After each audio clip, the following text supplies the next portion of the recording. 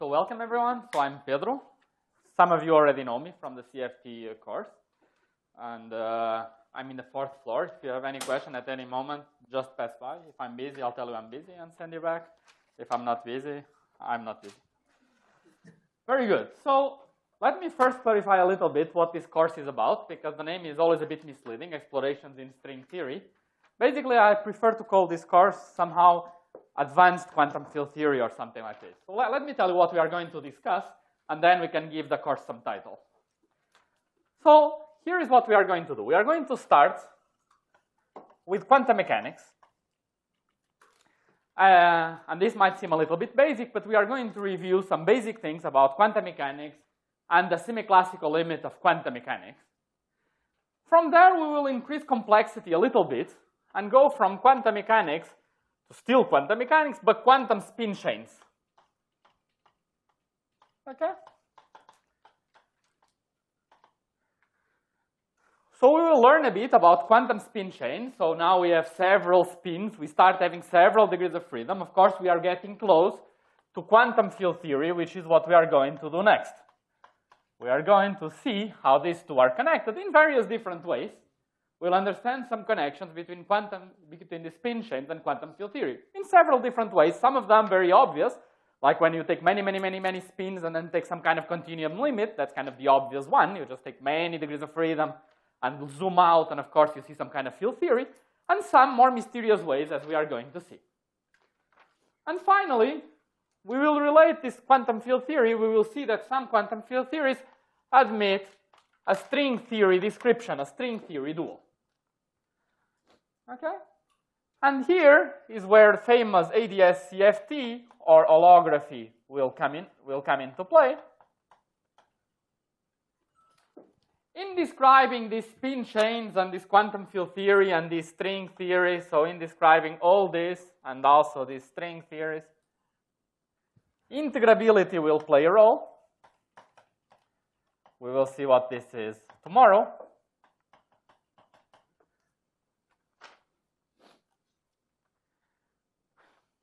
And when we see this Q for quantum spin chains,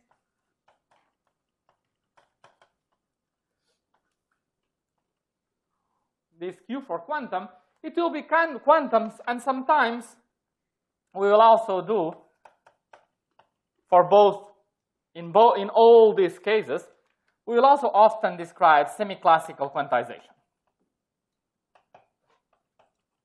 Okay, so quantum will often mean semi-classics, not exactly classicals, but the first quantization of semi-classics.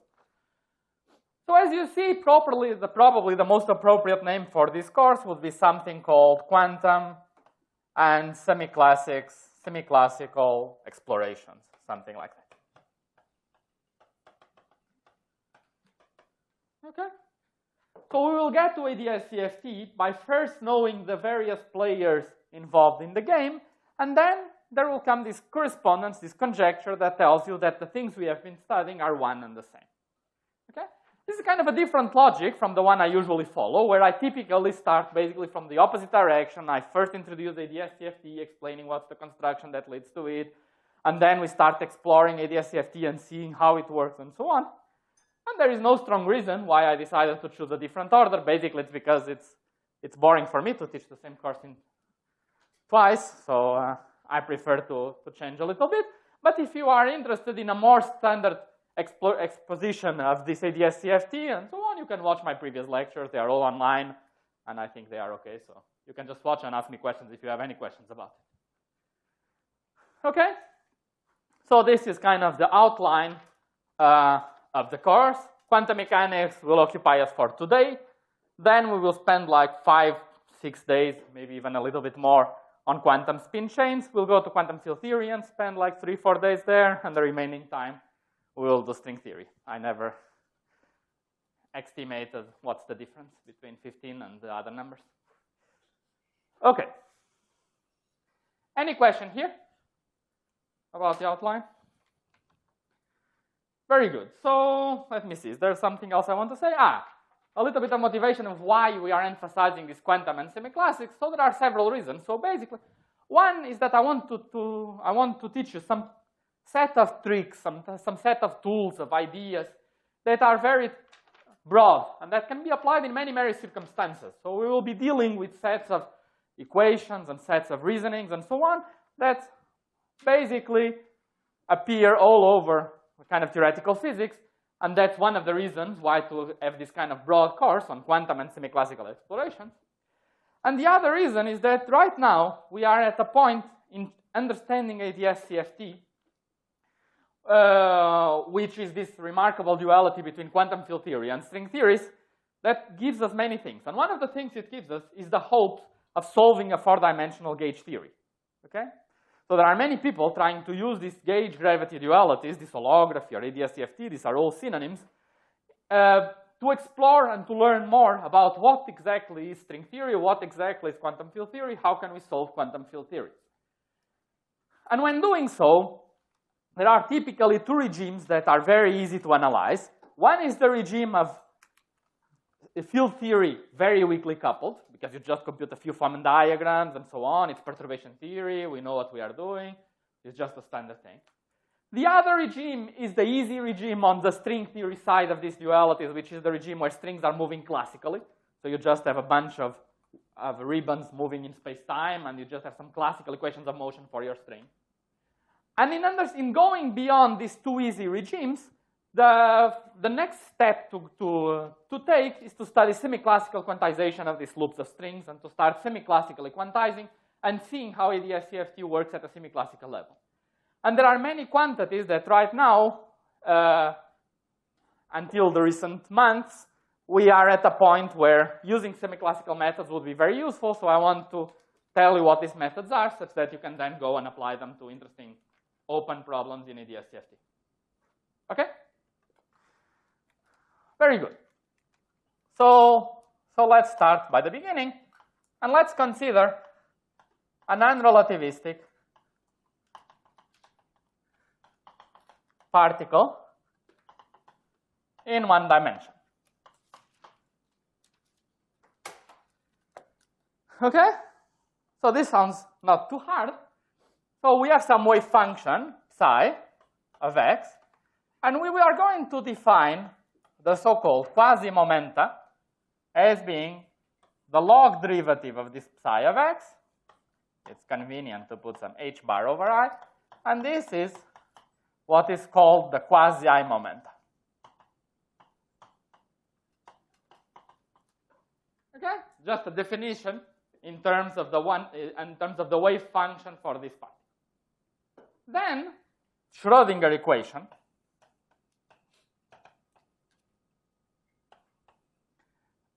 becomes, you now want to translate what does Schrödinger equation tell us for this quasi-momenta. So Schrödinger equation becomes a Riccati equation of the form, I will write it and then go check my notes that I got the signs right.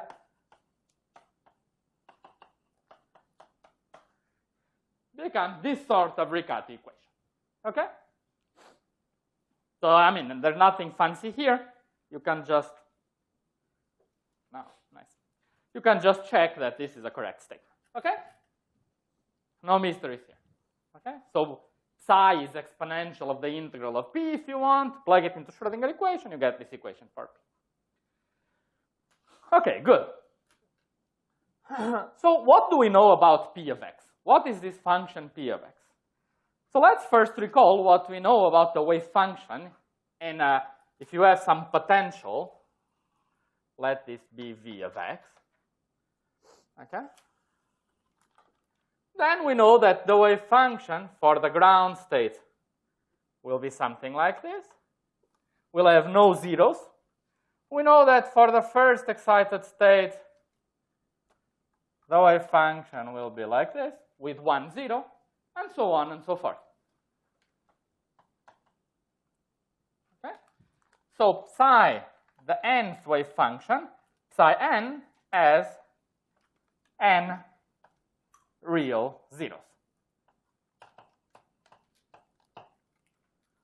Okay? Now, what does it translate into for this quasi-momenta? What happens for this quasi-momenta p of x? Well, p of x as poles not 0, but poles, at the zeros of psi. Because when psi is 0, you see psi is downstairs, so P as a pole. Okay? What is the residue of this pole? That's a question for you. What's the residue of this pole?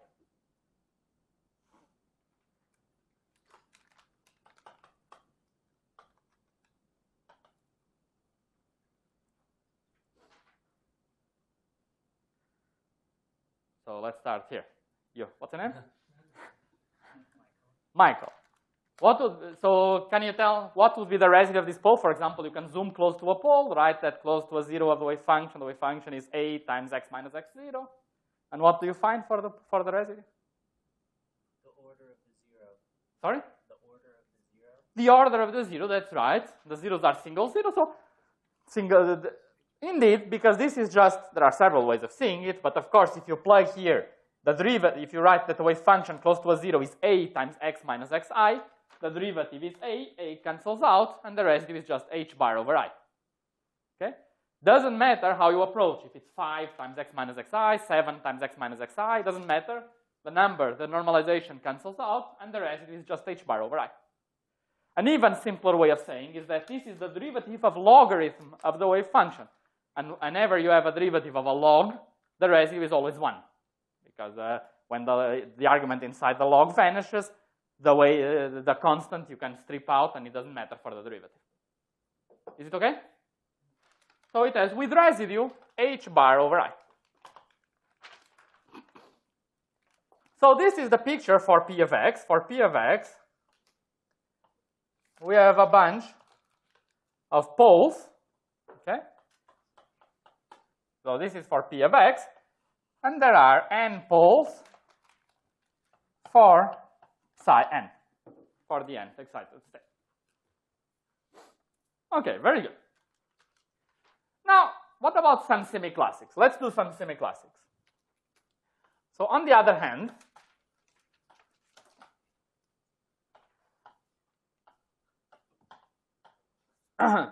for large energies, when we want to do semi-classics, what happens? When the energy is very large, this right-hand side is very large, so P needs to be very large. So then P squared is much bigger than P prime, right? In other words, we know that the semi-classical limit means h bar going to 0. So we know this term should be irrelevant, and we see it immediately. So for large E, we can drop the h bar P prime term and get P, it's approximately equal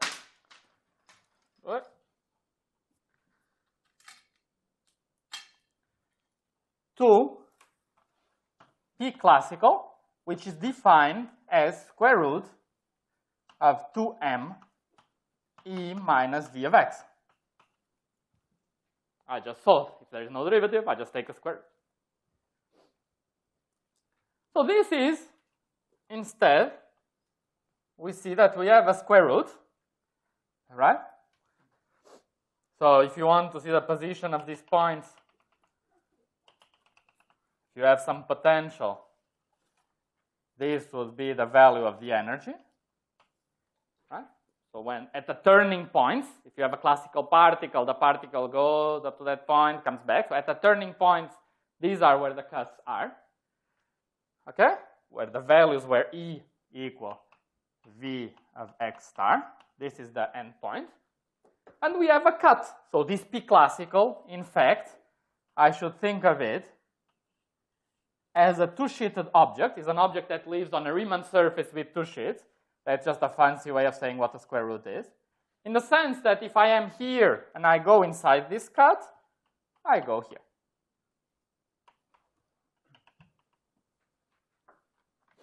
Okay?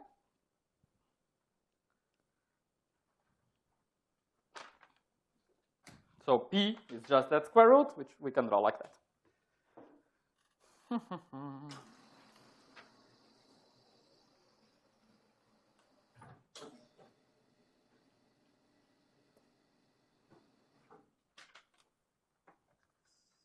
Okay. So far everything is good. But now we have to ask ourselves, what happened? We said that psi has poles, and now suddenly we have a cut which has no poles at all. Yes, question? Sorry, I think you brought it up. So what is going on? I mean, we said psi has poles. It was correct. There was nothing wrong with it. That picture is definitely correct. And then we have this picture here. So here we have our quantum picture, and here we have our semi-classical picture. So what happens? What is the connection between the quantum and the semi-classics? Yes? Could you please explain that picture again? The semi-classical? The second picture? Yeah. So the second picture I'm just representing, I'm just saying there is some potential v of x, and therefore this function is a square root. Okay? Where are the branch points? The branch points are at the zeros of the square root. So they are at the points x star, where energy is equal to v of x star. For example, this point and this point here. If the potential is even, it is just x and minus x. Okay?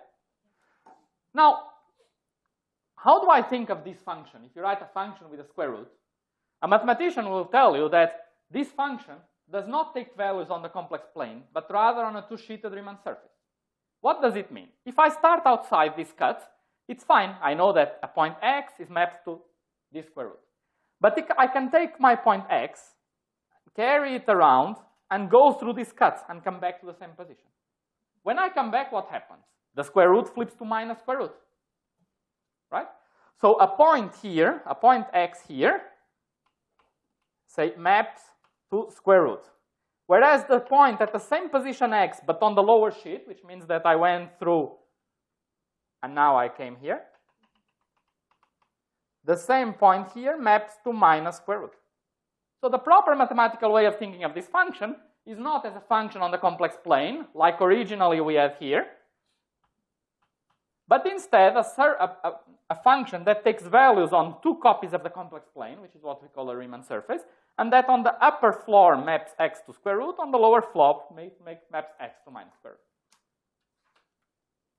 Okay? Very good. So what happened there? What happened was that as we took the energy to be very large, we had many, many, many poles.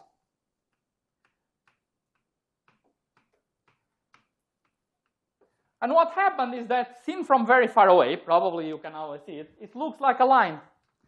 What happens is that these poles condense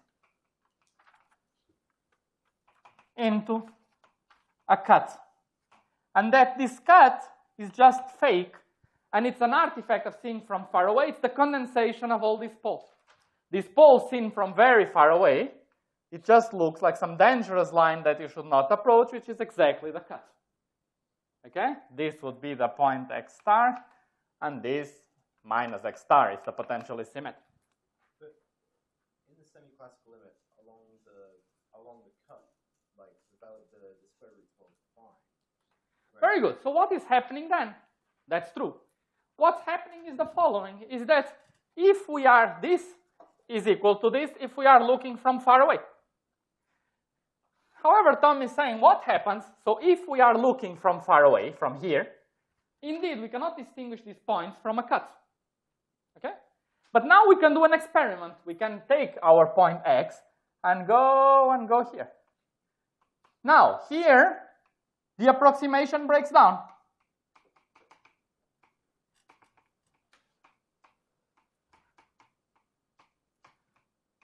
Why? Because we are close to a pole. So a derivative of a pole is a second order pole. So very close to the pole, I cannot drop this derivative for sure. So very close to a pole, as I approach this pole, I start seeing the quantum nature of my cut. That is, as I'm far away, it looks like a cut. But if I zoom, I start seeing the discreteness, the quantum discreteness of my cut. Okay? Like a table. A table looks smooth. I zoom in, I see an electron. Yeah? So that means that if I am moving around here far away, it's okay. The semi-classical approximation is okay. As soon as I zoom in very, very, very close to the cut, I start seeing that this is artificial and that there is no such thing as a cut. It's rather an emergent concept as I take the classical limit. Okay? And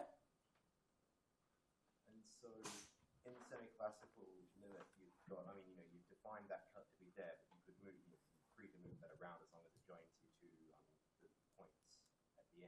That's Whereas true. here, in some sense, it's like it's actually fixed by the singularity. Okay, excellent point. So let me translate a bit Tom's question, and first just write something here. So approximation breaks down since P prime becomes comparable to P squared. Okay? At this point. So this tells you when the approximation breaks down. Now, what Tom is saying is that, and it's absolutely correct, is that once you have a cut, you should never say where the cut is. All that matters is the branch points. Right? When you have a cut, all that matters is the branch points. What you call top floor and bottom floor here is totally artificial. I can put this cut doing some waves, provided the endpoints are the same. That's totally reasonable. It just means that I cross and I change to the second sheet a bit later. That's not a problem. What is physical? What is well-defined? Well-defined is monodromies. It's saying that if I take a point and go around this cut once, the square root flips sign. So that's well-defined. Right? That's an experience that doesn't depend on where you decide to put the cut, which is where you decide to paint blue and paint red if you are like in a parking lot. Okay? So all that matters is monodromies. You say, I take this point x, I do this path, and now I want to evaluate the function. This, no one can disagree. Otherwise, it will be a problem. But where you put the cut, it's absolutely irrelevant. So indeed, in this description, where you put the cut, it should not matter, and your question should be independent of where you put the cut. However, it is true that here there is a meaning to where the cut is, because this cut is a condensation of roots, and the roots are in the real axis. Okay? So we will soon see how we could, given a cut, know where is the physical cut, which is the cut where the particles really are. Okay? And the answer I can anticipate is that a cut has some discontinuity. Namely, if I evaluate a function here and here, I get a different value. Right? And as we will see, this discontinuity is related to the density of particles that condensed. So if I put the cut in the wrong position, I would get an imaginary density that would not be counting properly particles. So when you have a cut, and then you go and ask, where is the real physical cut where the particles are? If this cut comes from some quantum mechanical system. The answer is, well, put the cut in such a contour such that the density as you compute times dz, the element where you integrate, is real. Okay? But again, we are jumping a little bit ahead, but just to answer the question. Very good. So this is what is happening when we do the semi-classical quantizations. We will see it in a bit more detail soon. But now we can do something nice. We know that if I take these particles and I integrate P of x around this contour, what happens? So the integral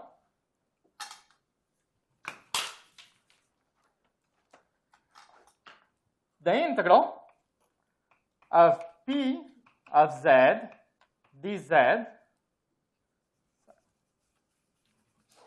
the integral of P of z dz, and let's put here the residue, let's put here 1 over 2 pi h bar.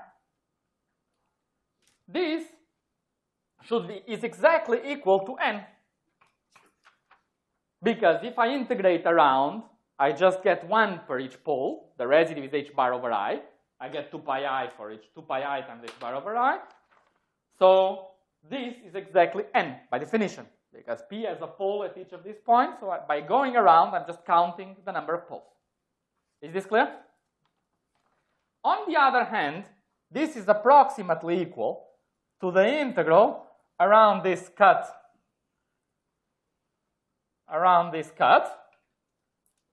of the classical P dz. Okay? So I conclude that the integral around this square root of P should be an integer. Okay? And this is, of course, nothing but famous Bohr-Sommerfeld quantization.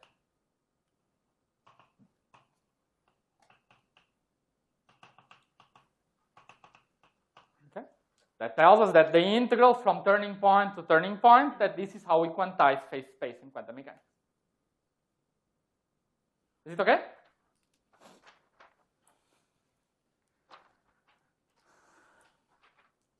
Okay, very good. So,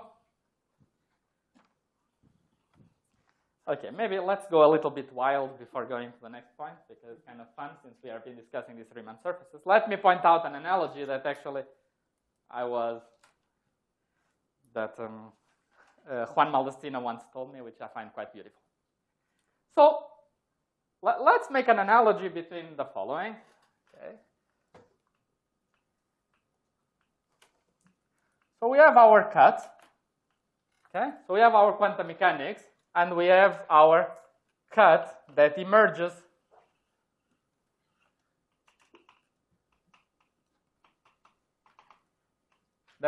in a semi-classical limit. Okay? And now let's make an analogy. Okay? So this is an analogy. Okay, crazy analogy. It's just a parenthesis, a side remark. It's not related to what we are going to continue, but it's just a nice, I find it a nice analogy. So let's make this following analogy. So there is this idea in physics that space-time should be emergent. Space-time is something that emerges, that is something effective, that appears as some classical limit of some quantum system that a priori might not have a space-time, that it's something emergent. We might have some other degrees of freedom, and then we take some sort of limit, and we recover space-time. So let's try to say that in the analogy is that this picture here is the analogy of a classical space-time.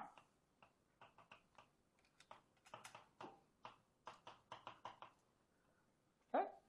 And this is, if you want, the real, in quotation marks, quantum picture.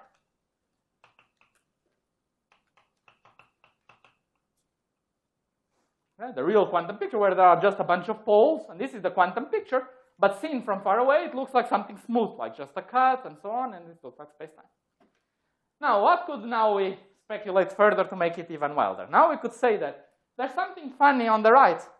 On the right, we can move here, or we can go to the second floor. There is a second sheet here. But this second sheet is kind of an emergent phenomena that appears, whereas here, such thing doesn't exist. Such thing here, it is just a complex plane with a bunch of poles. So to bring the analogy further, we could imagine an analogy where this thing here could be, for example, the exterior of a black hole, and this could be the interior. So in the quantum theory, we have our quantum theory, and we have just this quanta, and everything is well defined, and you just stay in this complex plane, and you can do any experiment you want, and so on. And if you were powerful enough in your quantum theory, you could guess that in the continuum limit you would get some cuts, and it would look like there is an interior, and an interior would emerge. But in fact, all the information, if we are powerful enough to compute, is already captured in the outside of the black hole.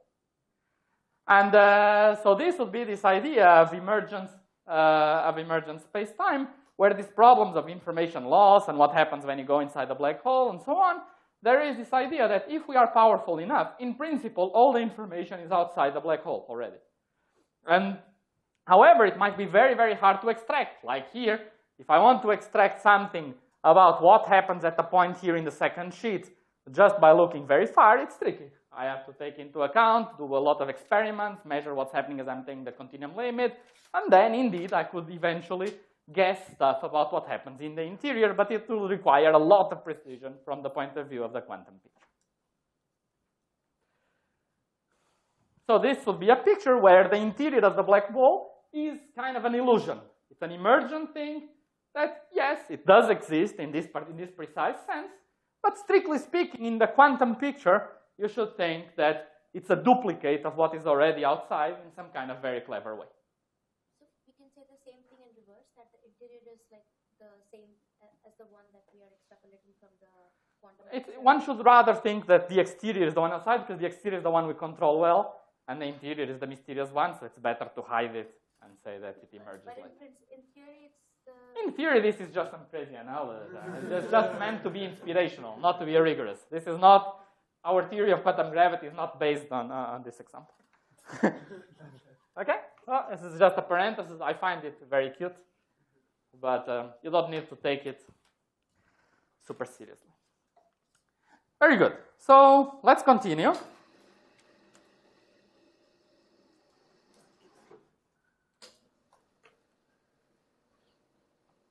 And okay, we start to see that we are learning something interesting. We are learning that we saw the first signs of semi-classical quantization, this emergence of these cuts from these poles, the fact that quanta become smooth as we take the classical limit, all things we knew more or less. So let's be a little bit more explicit and consider the harmonic oscillator.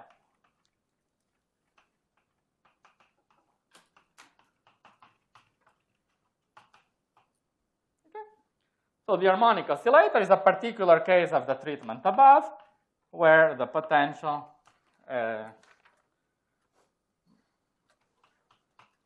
is just x squared. So now, what happens about the harmonic? What happens with the harmonic oscillator? Well, we know what is p of x. Well, p of x, we know, must behave as I m omega x plus order 1 over x from the large x analysis of Riccati equation. If I just look at Riccati, I don't know if it has 2 c's, so I write once with 2 c's, once with 1 c. Then half of the times it's correct. So we take Riccati equation, and we take the large x limit, and when x is very large, here it goes like x squared, so p better be linear in x. So we know that this is the large x behavior, and there is no constant also. Let's see, is it obvious that there is no constant? Because if there was a constant, what would be the problem? 1 second. If there was a constant, then when we take p squared, there will be a term linear in x, but there is no other term linear in x, right? So if we take p squared across term, if there was a constant, it would give a term linear in x, but there is no one linear in x, okay? Anyway, we will soon check that, that this is correct.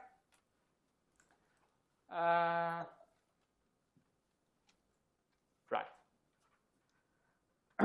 So is it clear? This must be the behavior.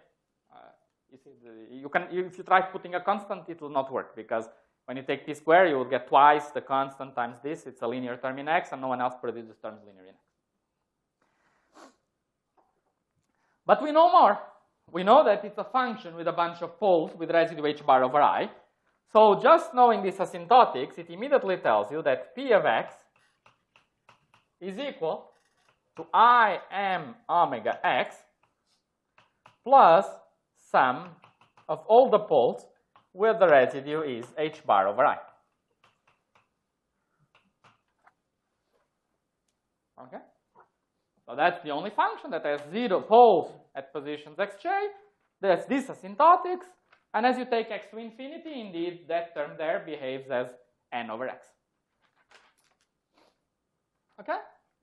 So this, at large x, behaves indeed as I m omega x plus h bar n over I x plus okay? So all very simple.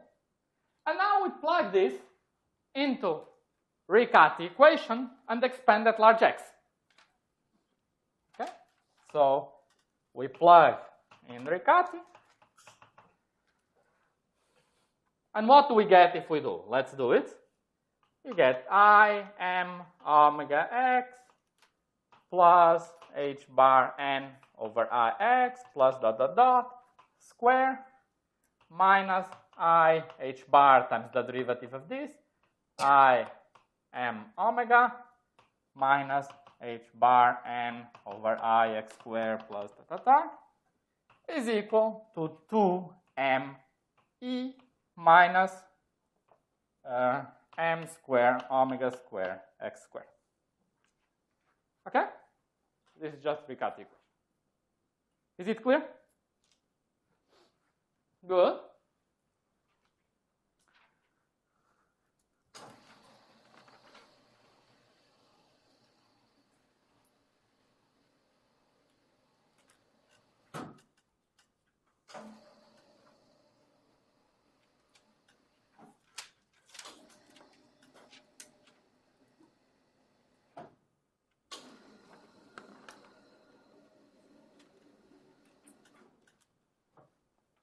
And as we open that up, let me write it explicitly. From the first term, we get minus m squared omega squared x squared.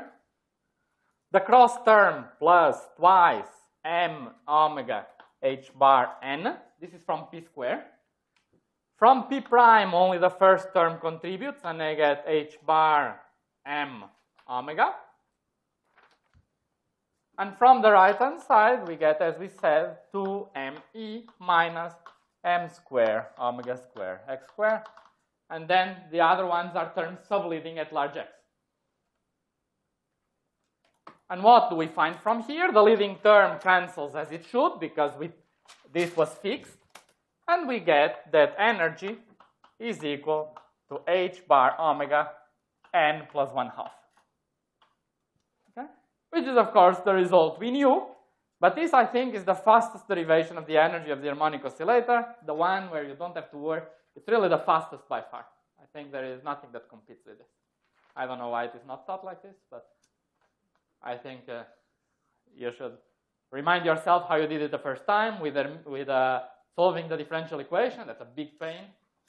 Or even introducing the A and A dagger oscillators, then you have always to normalize A and A dagger, find all the square roots of omega A, m omega over h bar, and so on, which is a pain in the neck as well.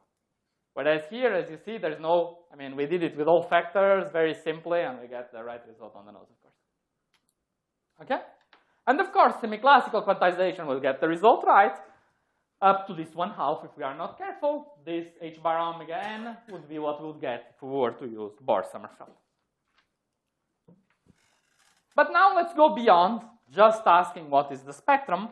Let's try to understand what is really P of x. So what are these xj? Where are the poles? Okay? So now we ask, what about the zeros of the wave function? That is the poles of P of x. Okay? So now we go to Riccati equation, and instead of zooming at large x, we zoom close to the poles and impose that close to each pole, the equation is satisfied. Okay? So close to each pole, there will be a double pole, but the double pole will cancel automatically between the p square and the p prime. And then you go to the single pole, and the cancellation of poles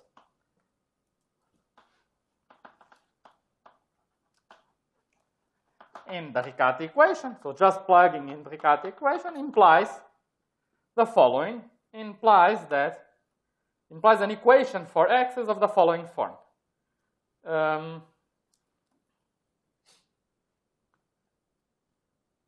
Minus xi plus h bar over m omega, sum over j not equal to I up to n, 1 over xi minus xj equal to 0. Okay? So this is the equation for the poles that we have. Okay? So now we are going to think a bit about this equation, but before I want to know if everything is clear up to now. Sorry. Yes? Just the last step, what do you mean by cancellation of poles? I just go to Riccati equation, and I plug this and ansatz there in Riccati equation, and as you see, there are poles on the left-hand side. And these poles need to cancel, because the equation is satisfied, so there are no poles on the right-hand side. Now, there are double poles on the left-hand side from p squared. If p has a pole, p squared has a double pole. But p prime also has a double pole. So those cancel automatically. Those are trivial. Then you go to the single pole of the equation. And the single pole, the residue of the single pole, at each pole gives you this equation. Okay? Is it clear? I mean, I could do this algebra, but I think it's a bit fine. Is it fine? So now we want to think a little bit about this equation And this is kind of a convenient way of thinking about this sort of equations that generalize much more broadly than the problem we are considering. So suppose we want to have some intuition about what this equation looks rather mysterious. How should we think about this equation? Okay? One way of thinking is as follows. Let's think as xi as being the positions, or let's say the electrostatic equilibrium positions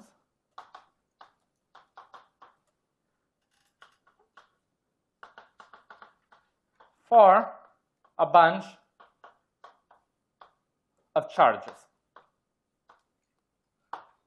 And this equation, let it be just the electrostatic equilibrium condition that tells you that the particle feels some force exerted by the other particles and some external force, and it goes to the equilibrium.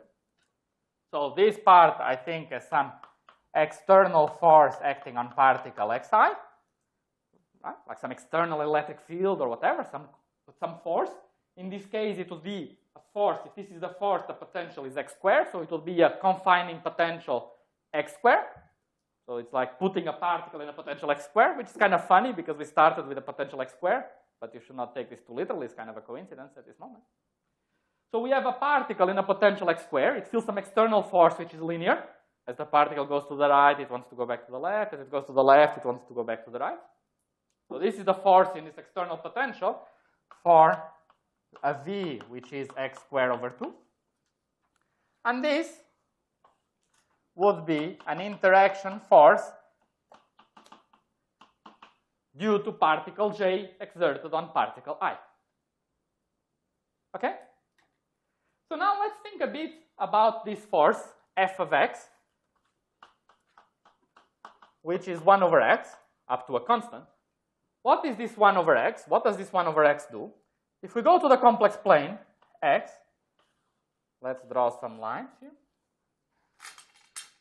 What does the force do? So if we are at some point here, it repels, it's positive. 1 over x, it's positive.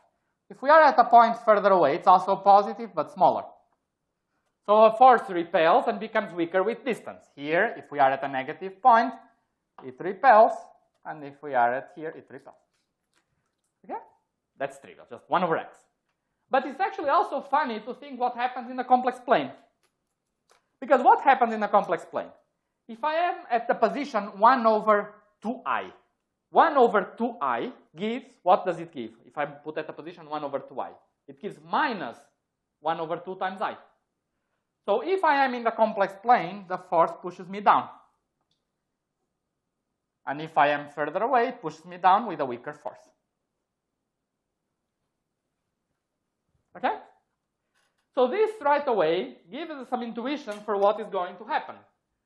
Our particles, they are in some potential, x squared, and they want to go to the middle of the potential. And they would love to all sit in the middle of the potential. But they cannot because they repel. So what happens is that they try to go to the middle, but they repel a little bit. And they want to stay on the real axis because the force confines on the imaginary direction. So we recover our original intuition. The particles will just try to go to the middle. And there will be some density of particles, rho of x. And the particles will be roughly close to the minimum, but they will repel and open up. And we will get a bunch of real particles centered around this position. Which is exactly what our intuition had told us, that we should have a bunch of real zeros. Okay? Now, of course, you see that this intuition is very powerful. Because if instead of xi was xi cubed, you would say it's exactly the same thing. Now the potential is x to the 4 instead of x squared. It's also a confining potential, and there will be some distribution like this again. It's a very powerful way of thinking. If you give this equation to a mathematician or someone, I mean, he will not. This is a kind of an intuition that we as physicists have, that we look at this kind of equations and we start immediately seeing where things go. And if I would put some funny signs here that I could flip this to being attractive and this to being repulsive, what would happen is that the positions would go here and then stretch in the imaginary direction, and I would start getting some cuts that are tilted now. Okay? So all these kind of things, they become very easy once you have this electrostatic picture. But otherwise, if I would just write these equations and oblige you to think only mathematically and not physically, it will be very tough to come up with where exactly are the solutions to this equation.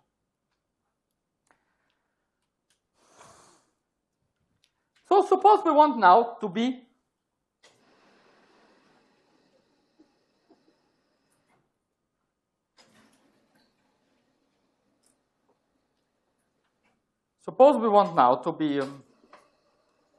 to try to solve that equation exactly. Okay, so this gives you the intuition. This is what we want to observe, but we want to solve that equation exactly. Okay, and we want to really say where are the positions of these guys. Okay, but before, let me just point out that, for example, if the potential were something like this. Okay, so this will be another example.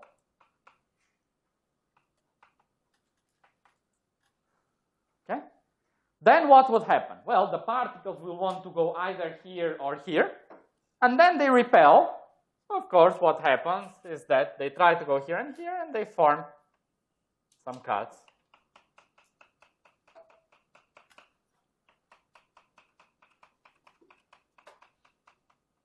Etc. For example, if this was very symmetric, you would say it should be a cut that is symmetric. But because there is a cut here, and these particles repel, this cut will be slightly tilted towards the right. Because you have a bunch of charged particles here, a bunch of charged particles here, but because these charged particles repel those, the density is slightly tilted towards there. It's kind of a very cute intuition that you can have just by thinking in terms of these charged particles that I find that's interesting and generalizes to many other sets of equations that you might find elsewhere. So it's an example of the kind of universality I was talking about. Okay, so back to our example.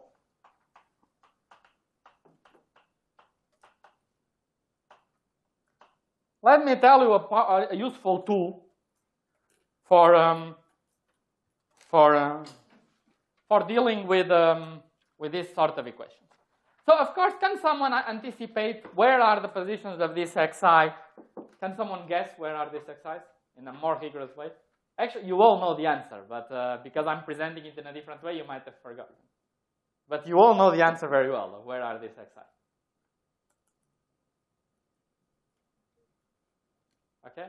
No one? So we will derive, and then when I will derive, you'll say, oh, it's obvious. Okay?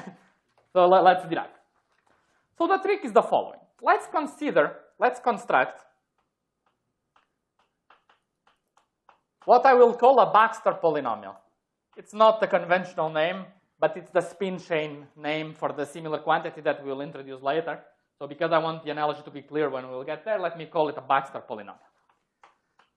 Let's construct a Baxter polynomial, which is just a function that tells me about the position of these zeros. It's just defined as a polynomial whose zeros are the guys I want to know. Okay? Then, by definition, q prime prime over q prime at position xi. Okay? So you just compute, you just take this definition of the polynomial, compute two derivatives, plug xi, compute one derivative, plug xi. Let me tell you what you get, and you can easily check. If I put here a 1/2, q prime prime over q is equal to sum over j not equal to y, 1 over xi minus xj. It's just by definition. You just take that polynomial, take second derivative or first derivative. It's probably obvious. Is it obvious? Can someone tell me? Let's see. Q prime prime removes two such factors. Then I divide by q prime where I remove one such factor. So it's clear that the degree is something like this. And almost all factors cancel except one. So yeah, it looks obvious. Yeah, it's clear? Anyway, it's some kind of algebra you can just do. Okay? So that's just by definition, there's nothing deep here. Okay? Now, on the other hand, this is always true. This is just a function. This is equal, for our example,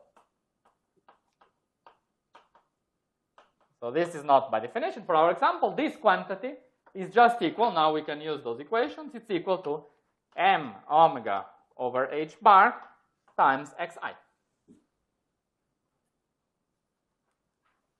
Okay? So now I will continue here. Can I continue here, or should I erase? I'll continue here such that we don't need to erase. Is it okay? Can everyone read if I write here? Hence, we conclude something fun. Look at this. So, hence, let's construct the following polynomial.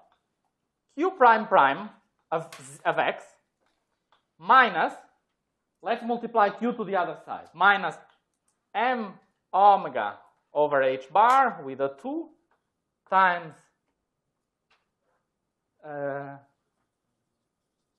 times x times q prime of x. Okay? This quantity is a polynomial, right? Because it's just derivative of polynomial minus x times derivative of a polynomial. So this is, of course, a polynomial, which is 0.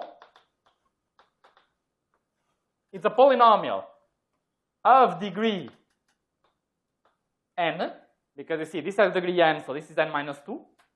This is n minus 1, but times x is degree n. Okay? X times polynomial of degree n minus 1 is degree n. So this is a polynomial of degree n, which is 0 at x equal xj. Because when I plug x equal xj, we see that that's exactly what we claimed was 0. Right? If I put x equal xj, q prime prime of xi is equal to 2 times q prime of xi times this quantity at xi. Right? So this quantity is a polynomial which is 0 at x equal xi. But if you know the zeros of a polynomial, you know what q is. You know what the polynomial is. So this is equal, up to a constant, it's equal to q of x. Because q of x is the polynomial that is 0 at x equal xj. That's the only polynomial. If you know the zeros, of course, it's equal to q. And what is this constant? Well, you can go to large x on the left-hand side and on the right-hand side to fix the constant. So let's go to large x. At large x, this stuff here behaves as minus 2m omega over h bar, x to the n, x prime, you take n derivative, so times n. So this constant here is just minus 2m omega n over h bar. And therefore, we derive that our equation obeys, our q obeys the equation q prime prime minus 2 omega x over h bar q prime plus 2m omega n over h bar q equals 0. Just derive this differential equation. But this is the equation for the Hermite polynomials. Hence, we derive that the xi's are nothing but the zeros of the Hermite polynomials.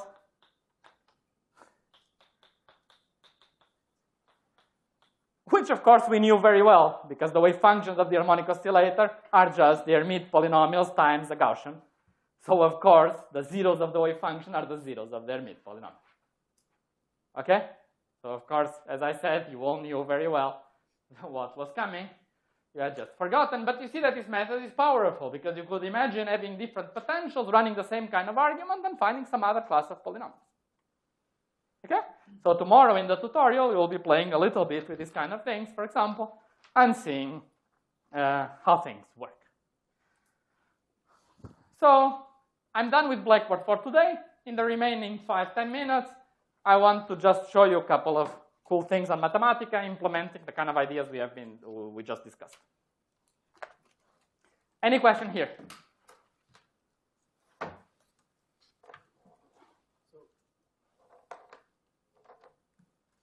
Yes. So is there, I mean, this is very illuminating, but is there any way to make some kind of, so usually with some classical techniques, we have some formal H-bar expansion that we can go beyond leading order to learn different things. Is there some way to go beyond leading order and H-bar in this analogy? I mean, with the cut and the poles and whatnot. So what happens to the picture on the right if you go beyond leading order and H-bar?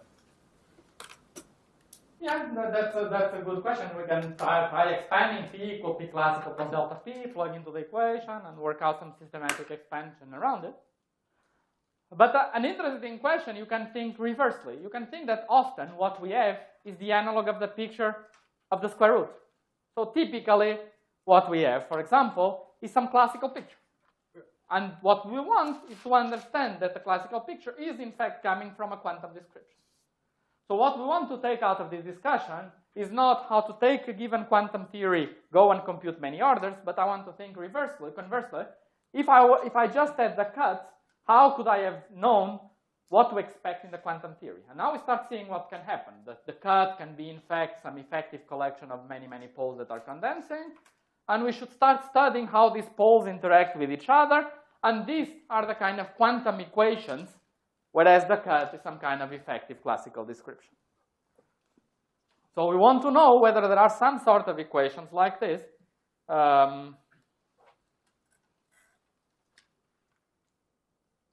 for other quantum systems. So how do I connect the projector? The lecture is 1 hour and a half or 2 hours or how much? 1 hour? I did not. So how do I turn this on? Presentation.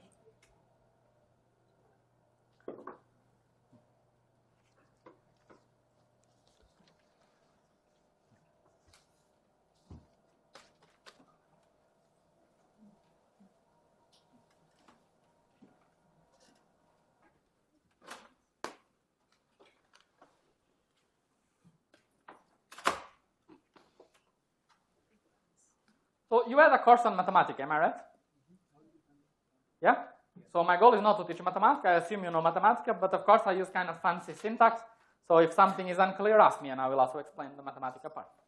But my goal now is to check the kind of physics ideas that we have been discussing, and let's see this zeros over mid polynomial, and this cut, and this density, and whatnot.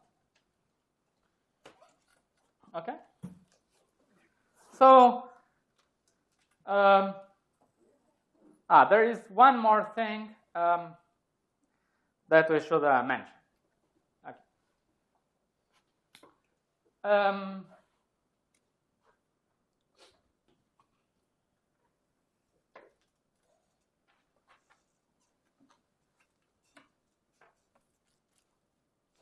Okay, there is one more thing I want. So, one last comment before we move to Mathematica, which is related to Tom's question about where is the cut, where is the cut, where is it not, and so on. The claim is that P of x, morally speaking, as we said, is the sum of h bar over I, x minus xi, xj. Okay? Can we turn on the light again? And then, what I want to claim is the following. What I want to claim is that if you compute P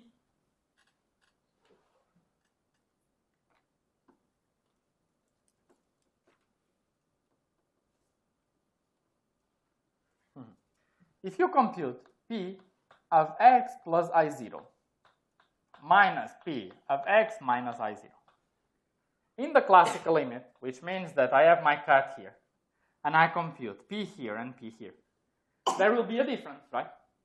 We know that this is approximately equal to twice the square root of 2m e minus v.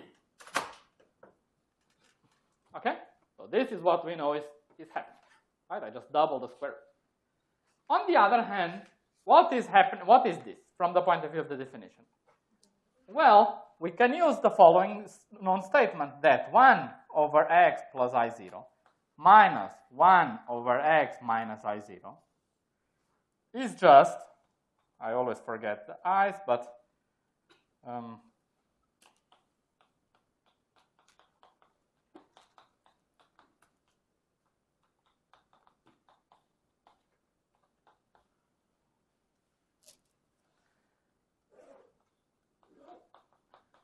is just given by a delta function. Okay? Is this familiar to everyone? 1 over x plus I0 as a distribution is principal part of 1 over x plus delta function. Is it clear? Or in other words, when you subtract both these things, what do you get? You get a Lorentzian. If you call this I0 I epsilon, you get a Lorentzian. You get 1 over x squared plus epsilon squared with some epsilon, which is a very, very, very peak Lorentzian that is just a delta function. Okay? Is it clear? So on the other hand, we know that this quantity, when I construct this combination and I look here, we know that this quantity is nothing but the sum of delta of x minus xj. And this is nothing but the density of x. It's the sum over where the positions are. Okay? So my density of particles should be related directly to the square root. Up to factors of I pi and so on that I'm not being careful about, this should be the density of particles. Okay? So this is the kind of thing we want to check now in mathematics. So now we can turn off the lights. Okay? So what we will do is take the Hermite polynomials. Take Hermite polynomials for some large number x, and we will find the zeros. So we will ask Mathematica to solve numerically Hermite polynomial of x equal to 0. Is this too small? Is this better? It's better? Okay? So we will do this for some big m, say 100. Let's consider a Hermite polynomial of degree 100, and let's find the zeros of this Hermite polynomial. Here they are. So this is 100 zeros, and let this be our x's. Okay. Now we can then check if it works. If we take x number I, is it equal to the sum of I not equal to j? So if I not equal to j, I put here. If I is equal to j, I don't want. So this is summing over I not equal to j. 1 over x position I minus x position j. Okay? And I sum from j up to m, and I make it for each I. Okay? And then I make this nice. Okay? Is it clear? And then I want to check if this is true. Okay? So I check, and it works beautifully, as you see. I get a bunch of zeros, except that this is not 0. Okay? So what's going on here? What's going on is something you should have in mind, that finding zeros of a polynomial of a huge degree is very, very hard. Because if you have a polynomial of a huge degree, any mistake that you do in any coefficient kicks the 0 to whatever, to some crazy value. So when we solve, we should say Mathematica, work with many digits, say 50 digits. And then when we do it, we get a bunch of zeros. Okay? Important. Whenever you deal with polynomials of huge degree, make sure that you are working with enough precision. Now, when you have something so tiny, we say Mathematica shop, and very small things go away. So this is correct. So indeed, these equations, this electrostatic equilibrium position, are at the zeros of Hermite polynomials. Now we want to plot the density, okay, of these roots. What is the density of these roots? The density means that when I advance a little bit in x, how many roots do I capture? So the density is nothing but the inverse of the separation between roots, right? If you want, I can say it's I plus 1 minus I divided by this. So it's when the number advances from I plus 1 to I, how much x advances, right? So if I integrate in dx, I count number of roots by this. Is it clear? So this is di over dx, right? Is it clear? So this is the density. So it is 1 over the difference, and the position would be, instead of the difference, would be the average.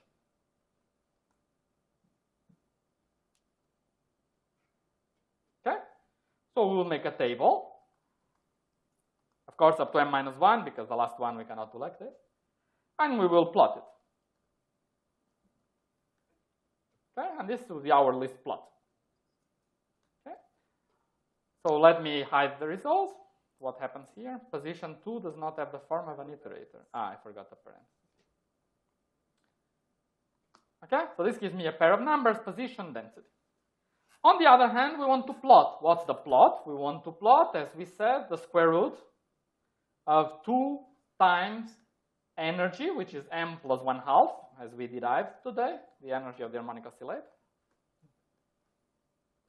And we want to plot this square root divided by some pi. There was some pi around, some 2 pi I of the density. And we want to plot this between x, between the branch point, which is 2m plus 1/2. Okay? And we will make plot style red to make it red. Okay? This is the density. Okay? And now we have to show both at the same time. Show the list plot and the plot. Show all the range. And for the origin, use the origin to be the point 0, 0. And here is, you see, the zeros compared with the density, compared with the density. And as you see, it's very perfectly, the density of particles is very well approximated by the density we came up with. Okay?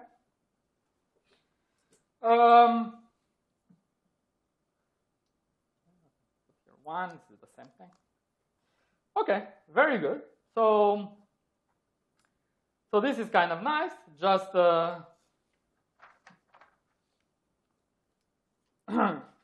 alternatively, we could have done something else. We could have made a table of these equations and solve directly these equations instead of finding the zeros of Hermite polynomial. So we will go to this equation. We will write xi, xj. We will write a table of equations, 100 equations. Okay? And we would find the roots, find when this is 0, find the roots of this, and we should give a starting point. And as a starting point, we could say, let for xi start close to, let me see, a reasonable value, close to I minus m over 2. So this says that for I up to m over 2 start negative, for I bigger than m over 2 start positive, and not to go to some crazy values, divide by m or something like this. We know the roots go between minus 10 and 10, so we can put some 10 here just to help a little bit. But this is just a starting point. So, sorry, what am I doing? So table of these values from I up to m. We find the roots of this. Okay, so this should be okay. And here are the x's. Okay. Here are our x's. And now we take this and we say take x applied to range m. So this is just a list of x's. Replace it by the previous solution, and this is our second x's. And one thing that I want to point out here, the only reason what I'm doing this is that this x2 minus this x, they are very small. See? The difference between them is very small. It's just numerical effort. So if I chop, it will be a bunch of zeros. But here we did not have to use any working precision to be tremendously huge and so on. Why? Because this should be stable. Now we just have a bunch of particles interacting with some electrostatic position. They will just go to the equilibrium. There is no such thing like there is with a polynomial that if you do a huge mistake, it should be highly unstable and kick you out to infinity. Now when you have a bunch of particles interacting a little bit, if you misestimate a little bit the interaction energy of one of the particles, it should not matter much. And indeed, we see that when we solve it in this form, we could indeed directly compare with the density and it would work perfectly as it is.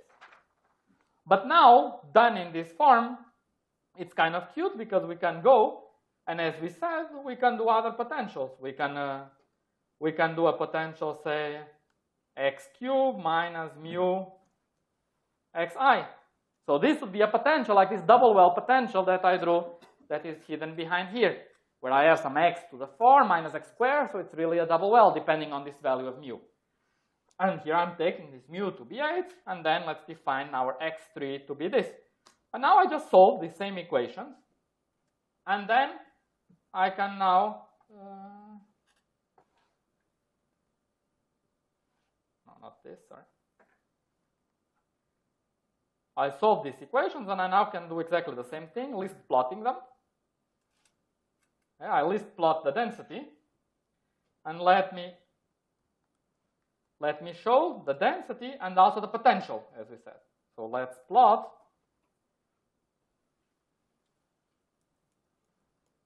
x to the 4 over 4 minus mu x squared over 2. X between minus 5 and 5 will be enough. Plot style red. And we can do here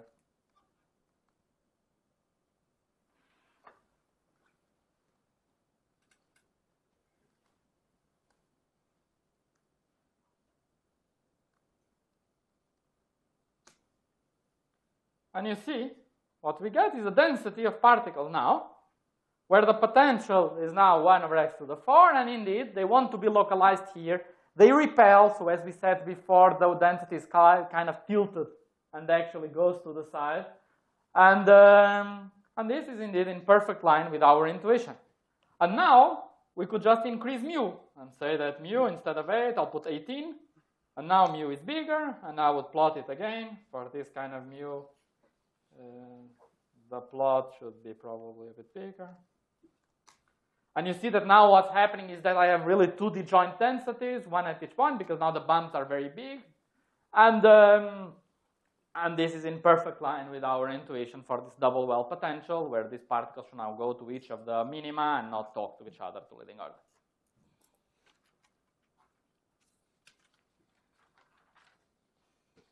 One second.